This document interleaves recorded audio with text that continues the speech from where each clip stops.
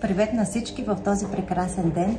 Най-накрая имам свободното време да направя нещо, което от много отдавна ми се искаше, а именно суши в домашни условия. Една приятелка ми беше споделила тази рецепта и се оказа, че е изключително икономично. Мисля, че всички продукти ориентировъчно струват около 40 лева и за тази сума могат да се нахранят поне 3 души. Какво имаме нужда? Специален ориз за сушене, няколко листа от нори, също така нещо много важно, оцет за самия ориз, защото ако този оцет не присъства в рецептата, няма да се направи абсолютно нищо и вкуса няма да е такъв, какъвто е в ресторантите. Крема сирене, соев сос, няколко краставици и пушена сьомка. Първото, с което стартираме, е да довкуся сьомката, за да има малко по-мек и приятен вкус. За целта добавям единствено соев сос и малко зехтин и оставям да поеме от създадения сос около час-два. Отива в хладилника. Следващата стъпка е измиване на ориза. Аз лично го поставям в цетка, понеже така ми е по-лесно. Важното след измиването, около 5-10 минути, е да изчакаме ориза да се изцеди. През това време, докато ориза се изцежда, ще започна с обелването и изрязването на краставиците. Демонстрирам правилния начин, по който трябва да се нареже краставицата. Вземаме един нож и я разрязваме по средата. Така, след като това го направим и вече е разрязана на две равни части, започваме с една малка лъжичка или по-голяма, няма значение, както на вас ви е удобно, да издълбаваме вътрешността на краставицата. Вижте как се получава. Юху! Така. Също издълбаването е толкова приятно, че може да се използва като метод против стрес. Успокояващо е. Най-тъпото в случая е, че сега, ако съм попаднала на горчива краставица, купена от магазина, всичко се проваля. Дано не се случите, нека да сме оптимистично настроени. Не знам защо ми дойде на акъла да взема толкова криви краставици.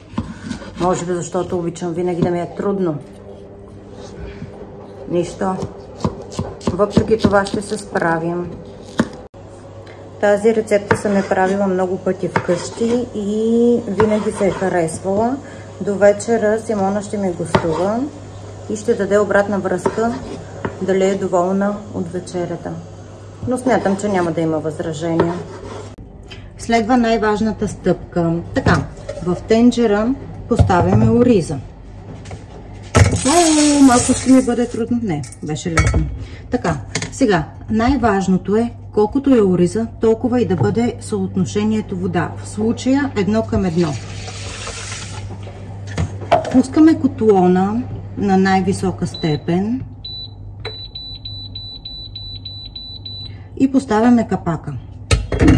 И трябва да го наблюдаваме. Какво е нещото, което трябва да се случи? Когато по повърхността на капака започнат да се получават балончета, намаляме степента на котлона на половина. Но получаване на балончета имам предвид не да ври, а леки балончета. Сега, докато ориза се подготвя, започвам сместа за самия ориз. Какво се изисква за подготовката на сместа? Чакайте, че се опитвам да се наглася везната и тук малко нещата не ми се получават. Така. За сместа ни е нужна 50 грама захар, почти съм готова. Хайде, още малко.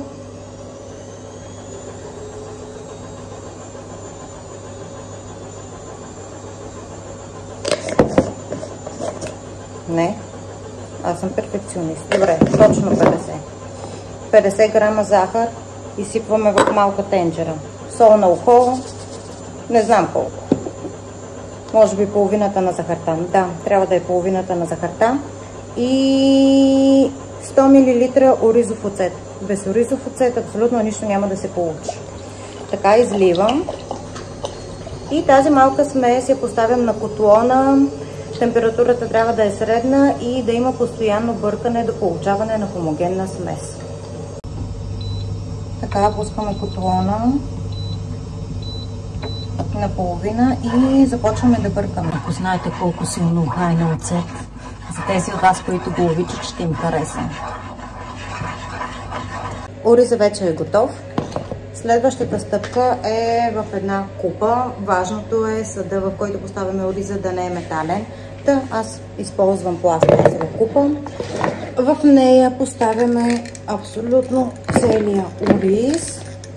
Към ориза добавяме сместа от оцет, захар и сол. И сега започва голямата част. Бъркане. Всички знаят, че без бъркане не се получават нещата. Бъркаме, бъркаме, бъркаме, докато сместа много добре се съчетае с ориза. Около няколко минути лелека кухае на оцет.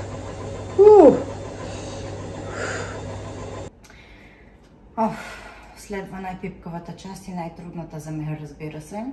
Трябва ни една дървена поставка, която може да я закупите за 2-3 лева в Пепко, магазин за домашни потреби, левчета. И това, което правим в случая, върху дървената поставка слагаме фолио и върху фолиото добавяме листата от нори. Важното при листата от нори е, че трябва да ги поставим по такъв начин, по който върху граповата им основа да редим нашите продукти. Добре. Не, така ще е по-трудно.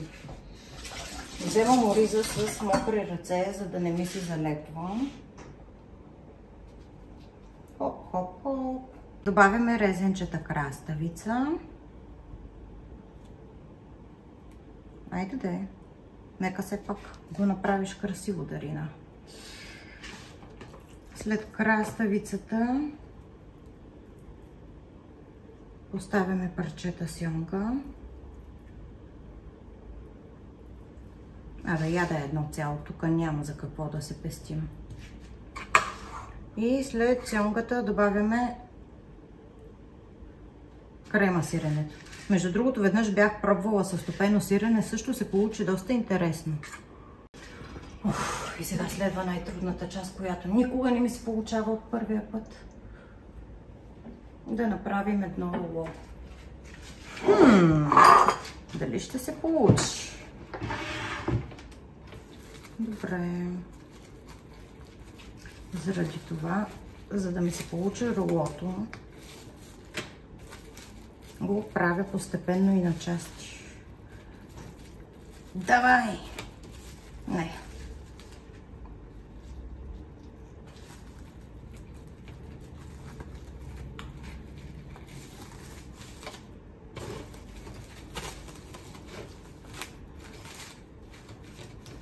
Добре, хайде. Стана бе. Така. Тук е нужен малко по-здрав захват. Я да видим сега какво се е получило. Естествено, супер, стана. Края обаче абсолютно винаги го отрязвам. И после започвам да режа парченцата и си получава много хубаво. Та-да-да-дам! Вижте колко много суши само за 40 лева. И общо ролата са 6. А един човек може да се нахрани с едно роло. Така че, банка, заповядайте. За повече вкусни рецепти, споделяйте с Passover Brothers.